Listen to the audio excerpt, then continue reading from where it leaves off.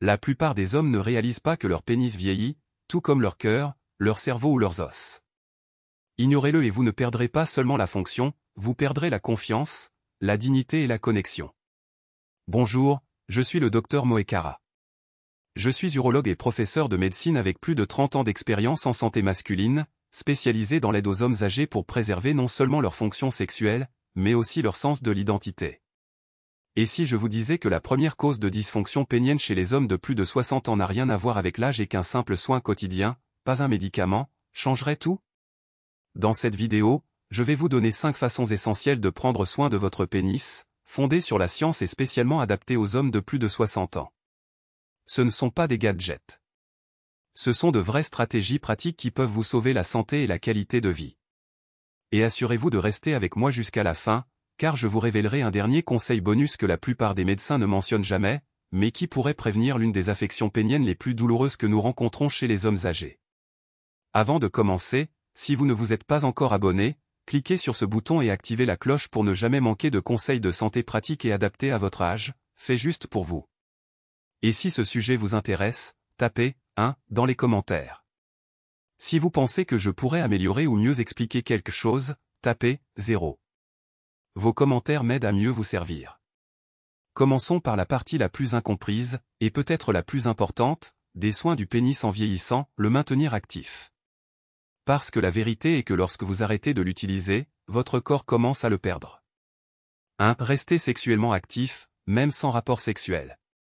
Lorsque je parle à des hommes de 60 ans et plus, l'une des idées fausses les plus courantes que j'entends est la suivante: je suppose que ma vie sexuelle est finie maintenant. Beaucoup ont tranquillement accepté l'idée que la fonction sexuelle diminue avec l'âge et qu'il n'y a rien qu'ils puissent faire. Mais laissez-moi vous dire quelque chose d'important. Non seulement cette croyance est fausse, mais elle peut en fait devenir la raison même du déclin de la fonction en premier lieu. Votre pénis, tout comme vos muscles, votre cœur ou votre cerveau, dépend de l'utilisation pour rester en bonne santé. Lorsqu'il est inactif pendant de longues périodes, le flux sanguin diminue, l'élasticité s'affaiblit et les tissus peuvent commencer à s'atrophier. Ce n'est pas une tactique d'intimidation. C'est de la physiologie de base. Le terme que nous utilisons est atrophie par désuétude pénienne. Et c'est bien plus courant que la plupart des hommes ne le pensent. Mais la bonne nouvelle, c'est que c'est aussi complètement évitable. L'activité sexuelle, y compris la masturbation, ne concerne pas seulement le plaisir. Il s'agit de la préservation. En maintenant un flux sanguin régulier vers la zone, vous maintenez la santé des tissus, l'apport en oxygène et la fonction. Pensez Y comme à l'étirement d'un muscle pour l'empêcher de se raidir avec le temps. Et si les rapports sexuels ou la stimulation solitaire ne sont pas actuellement possibles ou confortables, ce n'est pas grave. Il existe d'autres méthodes comme l'utilisation d'un appareil d'érection sous vide médicalement approuvé ou même la pratique d'exercices du plancher pelvien qui soutiennent la circulation et la performance. Ce qui compte le plus, c'est de ne pas rester inactif. Votre corps réagit à l'utilisation, quel que soit votre âge. Au-delà des avantages physiques, il y a une autre dimension tout aussi essentielle, la dignité et l'identité. Pour de nombreux hommes, la vitalité sexuelle est liée à la façon dont ils se perçoivent. Lorsque cela commence à disparaître, la confiance s'en va souvent avec. Mais rester sexuellement actif de la manière qui vous convient peut vous aider à retrouver non seulement la performance, mais aussi la fierté. Il ne s'agit pas d'être celui que vous étiez à 25 ans, il s'agit de rester connecté à qui vous êtes maintenant en tant qu'homme avec sagesse, expérience et valeur. J'ai vu des hommes dans la soixantaine retrouver le contrôle de leur santé sexuelle simplement en franchissant cette première étape.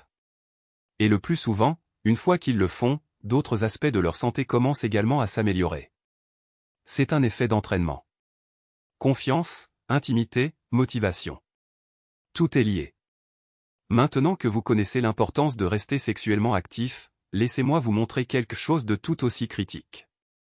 C'est quelque chose que tout homme pense maîtriser jusqu'à ce qu'il soit trop tard. Parlons d'hygiène. 2. Maintenez une bonne hygiène. Cela peut sembler évident, mais après 3 décennies à traiter des hommes dans mon cabinet, je peux vous dire qu'une bonne hygiène pénienne est l'une des formes d'auto-soin les plus négligées, mais absolument essentielles, surtout en vieillissant.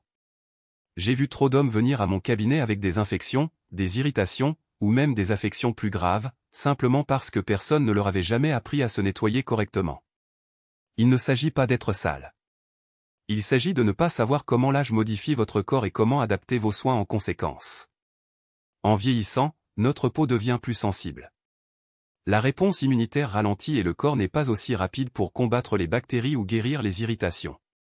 Cela signifie que ce qui était une bonne hygiène dans la trentaine ou la quarantaine ne suffit plus.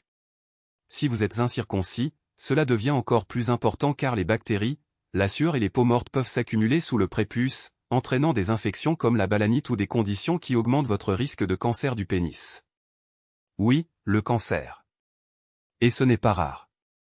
Le Brésil, par exemple, a l'un des taux les plus élevés de cancer du pénis. Et la première cause est une mauvaise hygiène. Ce risque ne disparaît pas avec l'âge, il augmente. Mais la solution est simple. Lavez doucement avec de l'eau tiède et un savon doux non parfumé. Rien d'agressif. Retirez le prépuce si vous en avez un. Rincez abondamment. Et surtout, séchez bien. L'humidité peut être un terrain propice à la prolifération des bactéries, surtout dans les plis cutanés. Et nettoyez toujours après l'activité sexuelle. Les fluides vaginaux, les lubrifiants, ou même la sueur et les huiles naturelles peuvent perturber l'équilibre des bactéries saines sur la peau. Cela ne prend qu'une minute, mais cette petite habitude quotidienne pourrait vous éviter des infections douloureuses, des odeurs désagréables ou quelque chose de bien plus grave. Ce qui surprend de nombreux hommes, c'est le changement émotionnel qui en découle. Lorsque vous prenez soin de votre pénis de la même manière que vous prenez soin de vos dents, de votre cœur ou de votre apparence, vous commencez à vous sentir différemment. Plus propre, plus confiant, plus en contrôle. Et c'est puissant, surtout dans un monde qui dit trop souvent aux hommes âgés de s'effacer ou d'abandonner leur corps. Mais l'hygiène n'est que le début. Il y a autre chose que vous devez savoir. Quelque chose dont la plupart des hommes ne parlent pas avant que des dommages graves ne soient déjà causés. Et tout commence par ce qui se passe pendant l'intimité lorsque vous n'êtes pas entièrement prêt. Parlons d'un danger caché dont presque personne ne vous avertit. 3. Éviter l'activité sexuelle avec un pénis semi-rigide. Cela peut sembler surprenant, mais c'est quelque chose que j'ai vu beaucoup trop souvent dans ma clinique. Des hommes se blessant involontairement pendant l'intimité simplement parce qu'ils ne réalisaient pas les risques d'avoir des relations sexuelles avant d'être pleinement érigés. Cela peut sembler un détail mineur, surtout lorsque le désir et le moment l'emportent. Mais tenter une pénétration avec un pénis semi-rigide peut causer des dommages qui s'accumulent avec le temps, et les conséquences peuvent changer la vie. Soyons clairs. Votre pénis n'est pas seulement un tube de peau à l'intérieur. C'est une structure délicate de vaisseaux sanguins, de tissus spongieux et de muscles lisses. Lorsqu'il n'est pas complètement rigide, il n'a pas le soutien dont il a besoin pour résister à la pression. C'est pourquoi le forcer à fonctionner avant qu'il ne soit prêt peut entraîner ce que nous appelons des microtraumatismes. De minuscules lésions internes qui peuvent ne pas causer de douleur immédiatement, mais qui forment progressivement du tissu cicatriciel sous la surface. Avec le temps, cette cicatrisation peut durcir et tirer sur le tissu environnant, conduisant à ce que l'on appelle la maladie de la péronie. Si vous n'en avez jamais entendu parler, c'est une affection qui provoque une courbure douloureuse du pénis. Parfois si grave que les rapports sexuels deviennent difficiles, voire impossibles. J'ai rencontré de nombreux hommes âgés qui étaient trop gênés pour mentionner les changements qu'ils avaient remarqués jusqu'à ce qu'il soit trop tard pour un traitement conservateur. Et la vérité est que la plupart d'entre eux n'avaient aucune idée que ce risque existait. Ils n'étaient pas imprudents. Ils étaient juste mal informés. C'est pourquoi je veux vous dire maintenant, ralentissez. Votre santé, votre confort et votre confiance dépendent tous de la manière dont vous traitez votre corps avec patience et respect. Attendre d'être pleinement érigé avant les rapports sexuels n'est pas seulement plus sûr, c'est plus intelligent. Cela vous protège des dommages à long terme et garantit que le sexe reste agréable et indolore. Utilisez des lubrifiants pour réduire les frottements et prenez votre temps avec les préliminaires ou la stimulation. Parlez à votre partenaire si vous vous sentez pressé. Le risque n'en vaut pas la peine. Et si vous utilisez des médicaments ou des aides pour l'érection, laissez-les faire leur travail pleinement avant de continuer. Ce simple acte de prudence pourrait vous épargner des années d'inconfort et de frustration. Et il ne s'agit pas d'être fragile. Il s'agit d'être informé et autonome. Maintenant que vous comprenez comment protéger votre corps pendant l'intimité, nous devons nous concentrer sur quelque chose qui affecte non seulement le corps, mais aussi le cerveau. Et c'est l'une des plus grandes menaces cachées pour une véritable connexion et un véritable désir à un âge avancé. Parlons du coût inattendu d'une trop grande quantité de pornographie. 4. Limiter la pornographie. Maximiser la connexion réelle. Je veux parler honnêtement ici, d'homme à homme. Nous vivons à une époque où l'accès au contenu pour adultes est plus facile que jamais. Et pour de nombreux hommes âgés, en particulier ceux qui peuvent être célibataires, veufs ou se sentir déconnectés, cela peut sembler un moyen inoffensif de maintenir le désir en vie. Mais après avoir travaillé avec des milliers de patients au fil des ans, je peux vous dire ceci. Ce qui commence comme un soulagement occasionnel peut lentement devenir un substitut à quelque chose de beaucoup plus profond et plus épanouissant. Et cela peut vous priver de la connexion que vous méritez. La vérité est qu'une utilisation excessive de la pornographie reconditionne la façon dont le cerveau réagit à l'excitation. Elle entraîne souvent l'esprit à dépendre d'un type très spécifique de stimulation, rapide, visuelle et solitaire. Avec le temps, cela peut conduire à ce que nous appelons la désensibilisation, où l'intimité dans la vie réelle ne déclenche plus la même excitation. J'ai eu des hommes de 60 et 70 ans qui me disaient qu'ils se sentaient confus. Ils ont toujours le désir, mais lorsqu'ils sont avec un partenaire, leur corps ne réagit plus comme avant, et ils pensent que quelque chose est cassé en eux. Mais dans de nombreux cas, ce n'est pas physique. C'est un conditionnement psychologique causé par une surexposition à la pornographie. De plus, l'utilisation excessive de la pornographie peut créer des sentiments de honte, d'isolement et de faible estime de soi, surtout lorsqu'elle devient une routine privée qui remplace la proximité humaine. Vous commencez à remettre en question votre virilité, votre capacité à vous connecter et votre valeur dans une relation. C'est un lourd fardeau à porter, surtout lorsque vous naviguez déjà les défis émotionnels qui peuvent venir avec le vieillissement. Je ne suis pas ici pour faire honte à qui que ce soit. Il n'y a pas de jugement. Mais j'encourage la modération. Utilisez-la avec parcimonie, voire pas du tout. Concentrez-vous plutôt sur la reconstruction de vos voies d'excitation naturelles par la mémoire, l'imagination ou une réelle intimité émotionnelle. Cela pourrait signifier prendre plus de temps pour les préliminaires, parler ouvertement avec un partenaire, ou simplement vous permettre de ressentir sans pression ni attente. Le désir ne meurt pas avec l'âge. Il a juste besoin d'un autre type d'attention. Limiter la pornographie ne signifie pas renoncer au plaisir. Cela signifie le récupérer d'une manière plus saine et plus significative. Il s'agit de ramener votre corps et votre esprit en harmonie afin que vous puissiez expérimenter une véritable connexion, pas seulement une stimulation. Et en parlant d'harmonie, il y a une dernière pièce de ce puzzle qui relie tout. C'est le fondement qui soutient non seulement votre santé sexuelle, mais votre vitalité globale. C'est ce qui alimente votre confiance, vos performances et votre capacité à profiter pleinement de la vie. Parlons du style de vie. 5. Privilégier le mode de vie aux pilules. S'il y a une vérité que j'ai apprise après des décennies à traiter des hommes de plus de 60 ans, c'est celle-ci. La façon dont vous menez votre vie se manifeste dans votre santé sexuelle plus que n'importe quelle prescription ne le pourrait jamais.